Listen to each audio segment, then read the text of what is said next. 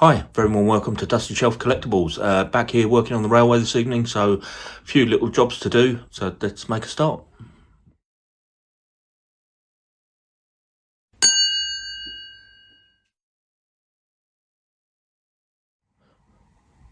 So just a quick recap. So over the last couple of videos, I've looked at putting some of the track down for the points. And wave my hand, you can't see it on the camera. There was I mentioned about the screw heads down here.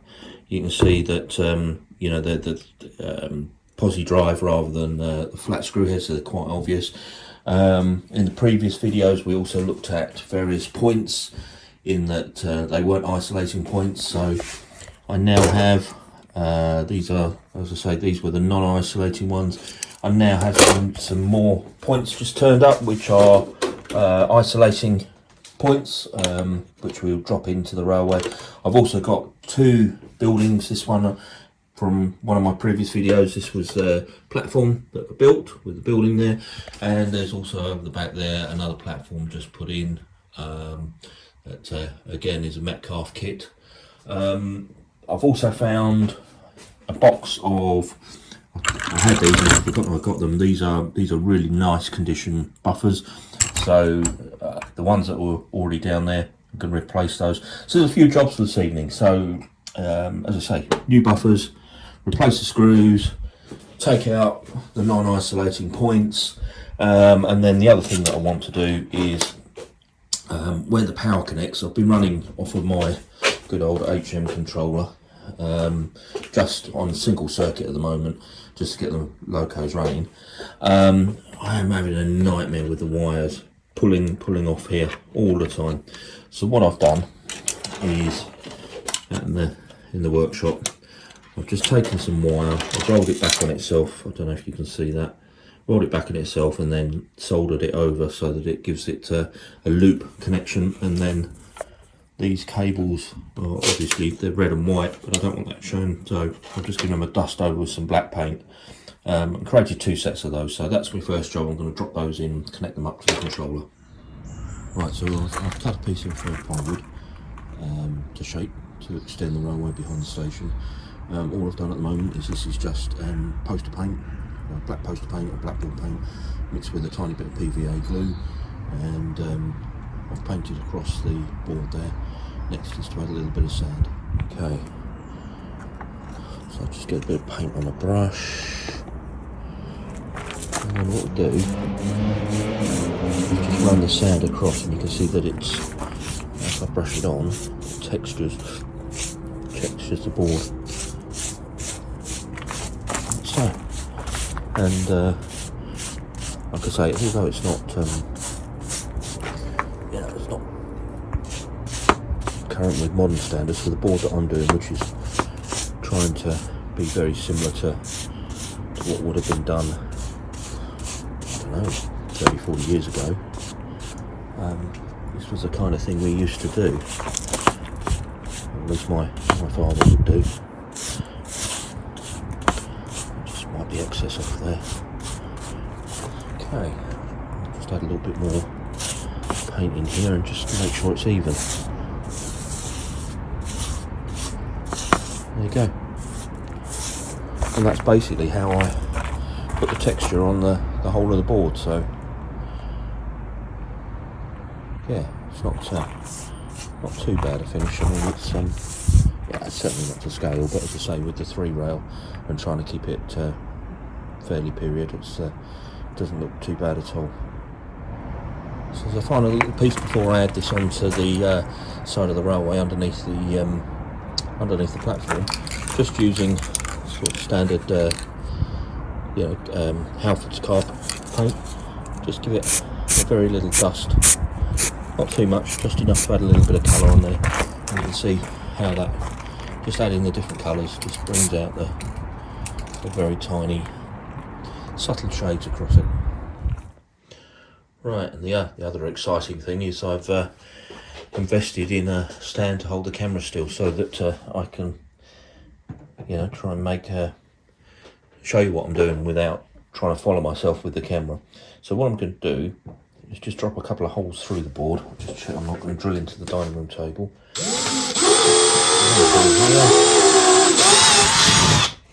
And one through here. Okay.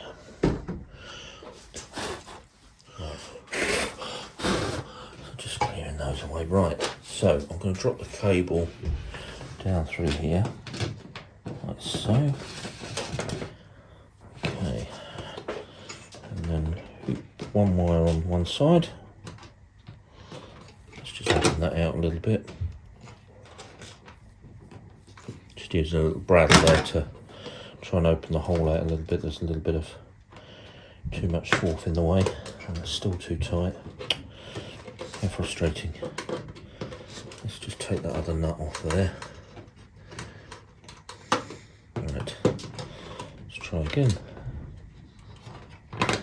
That's it. Okay, and just do this one up.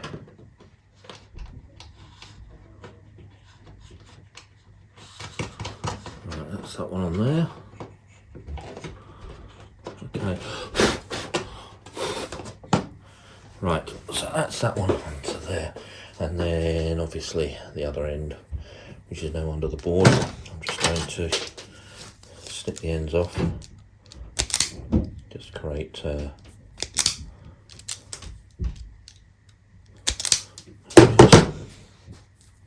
if you can actually see this, whether it's on the, just move that over so you can see what I'm doing. So that's just pushing the wire onto the connector, and then doing up the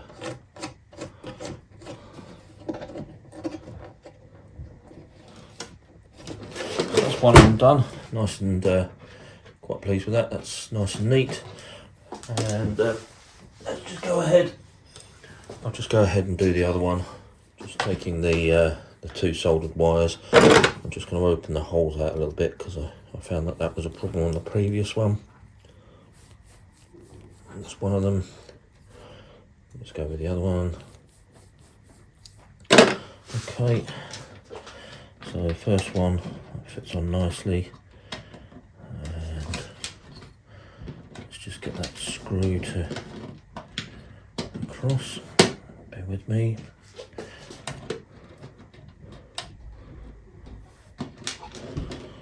Very fiddly. This is where I could do with my other glasses, I guess. The close work glasses, so that's that one on. Okay, and let's do this side. Again, undo that. Just drops over, and we'll do that screw up.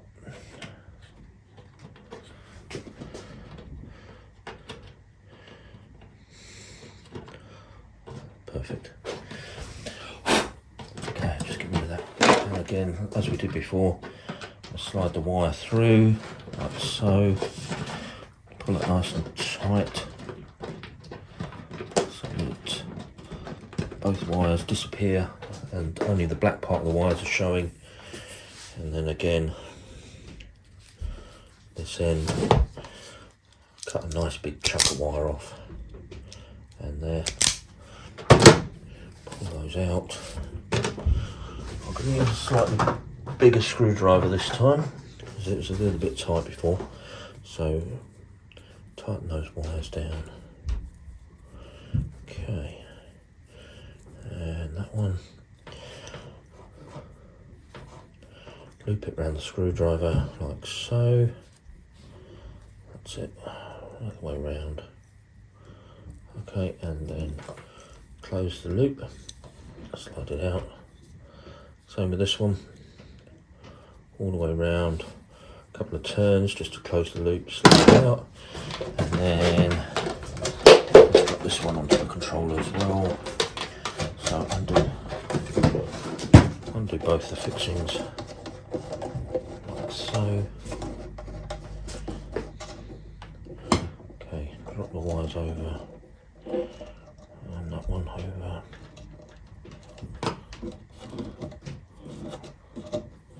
Okay, and then do these both back up, nice and tight, nice and tight.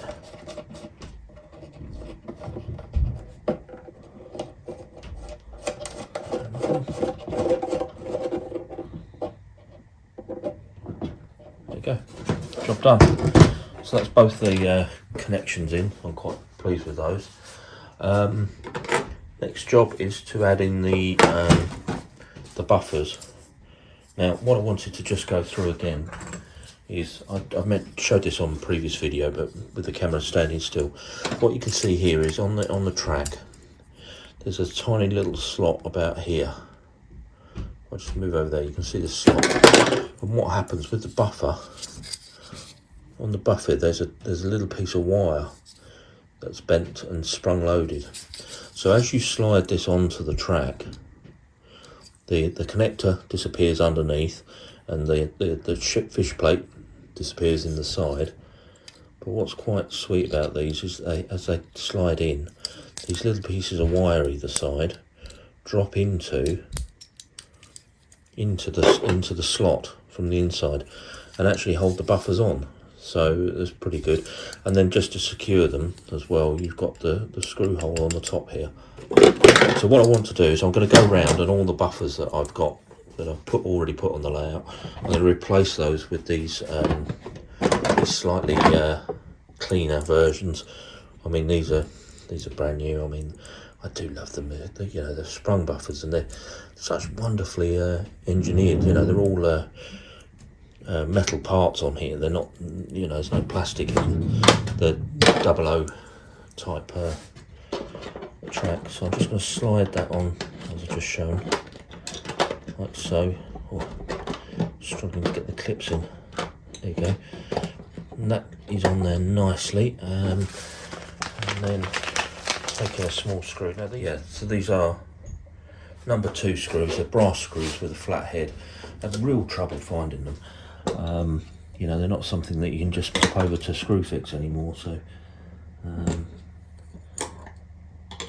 I mean, Screwfix do a box, but they do a box of 50 odd of them, and I don't need that many. I only need a few. So, right. So, and what I have done with these screws, I don't know if I can show you whether the camera will pick it up. I've taken them and I've just dusted over the head of the screws just with the black paint, just very gently, just to take the shine off them, so that they're not so obvious your eye doesn't go to them. And as I say, what I want to do is each of these buffers, just going to drop the screw in the back of them, like so.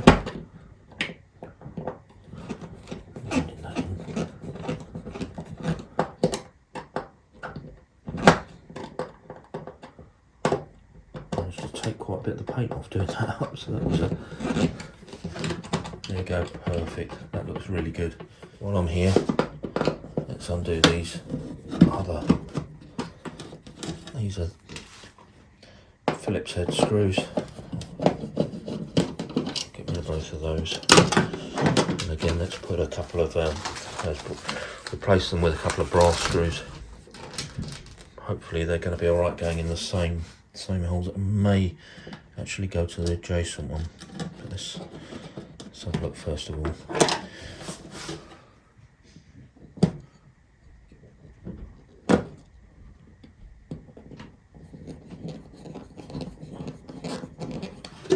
That's fine, it's done on here nicely. Let me do this one. This one I'm going to do in this hole here. If you remember what I said. Right, so one of the things you can do, just lift the track up, so the head of the screw is now sitting in there quite nicely. Push down on that, then as you lower the track, push, and there you go, the screw is started parallel to the track. And then just wind that down without it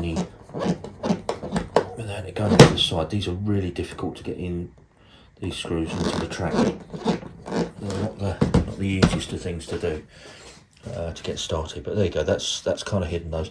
I am going to touch those in a little bit with some black paint later on. So I'm going to carry on. There's a few more screws. I've got a couple more over here that I'll do. There's a couple more screws there, and I'll work my way around getting rid of the rest of the crosshead Phillips screws, and as I say, over there I've got a couple of bumpers that I'll replace with these nice clean new ones. Get those in. So yeah, I'll come back to you in a bit. So just quickly reminding myself which set of points I need to change. So we can see that it's quite comfortable running on the main line. The power obviously being applied to this track. As I run it back to these points, let's just bring it through there. Okay, bring it back into shot. Now if I change these points over with an isolated set of points, we should now have no power running to the spur track.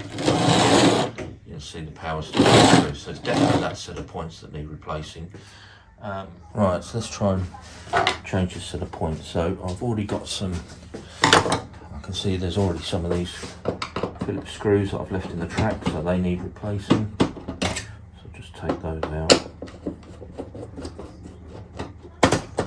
Okay, so there's another two over here. Take those out.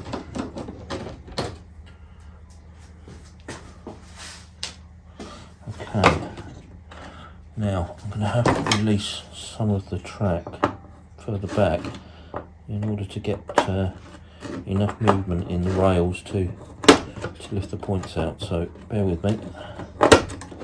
So that's that bit out. Okay, right, so now when I flip this over, what we should see is one wire, if it's correct. Yeah, there you go. So this is a dual powered point, so it's not isolating, so it doesn't matter which position the switch is in, it will always run power to both tracks. And that's not how I want to run this layout. I want to be able to isolate it. So okay, so here's the new set of points. You can see dual wired, and I'm just going to slide that in where the other